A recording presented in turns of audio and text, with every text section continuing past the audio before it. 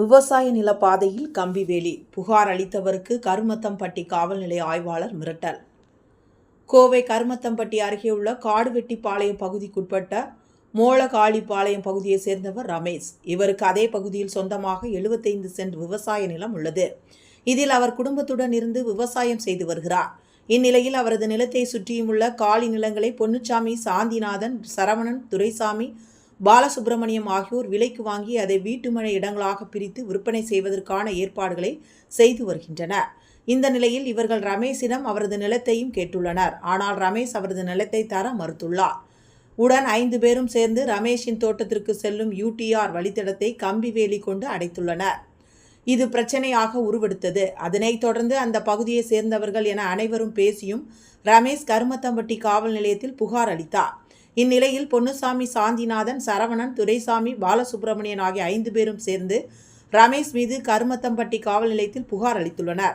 அதன் பேரில் கருமத்தம்பட்டி காவல் நிலைய ஆய்வாளர் வடிவேல்குமார் FIR பதிவு செய்து வழக்காக பதிவு செய்துள்ளார். இதனால் மனமுடைந்த ரமேஷ் கோவை மாவட்ட காவல் கண்காணிப்பாளர் அலுவலகத்தில் தன்னை மிரட்டிய பொன்னுச்சாமி, சாந்திநாதன், துரைசாமி, சரவணன், பாலசுப்பிரமணியன் மற்றும் கருமத்தம்பட்டி காவல் நிலைய ஆய்வாளர் வடிவேல்குமார் ஆகியோர் மீது நடவடிக்கை எடுக்க வலியுறுத்தி புகார் மனு அளித்துள்ளார்.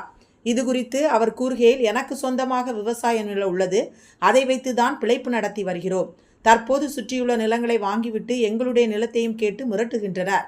இது சம்பந்தமாக கருமத்தம்பட்டி காவல் நிலையத்தில் புகார் அளித்தோம் என்றார். சம்பந்தமாக கேட்டால் அவர் எங்களுக்கு சரியான முறையில் விசாரணை பண்ணுறது இல்லைங்க.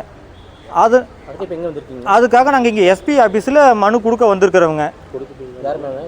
இன்ஸ்பெக்டர் மேலேயும் சம்மந்தப்பட்ட எங்களை மிரட்டின அந்த கும்பல்கள் மேலேயும் பொன்னுச்சாமி, துரைசாமி, பாலசுப்பிரமணியம், ஆறுக்குட்டி, காந்திநாதன், சரவணகுமார், சண்முகம், இவங்கெல்லாம் நந்தகுமார், பாலசுப்ரமணியம் இவங்கெல்லாம் எங்களை வந்து கொடுக்க சொல்லி லேண்டை கொடுக்க சொல்லியும் எங்கள் தடத்தை உழுது அழிச்சும் மிரட்டினவங்க.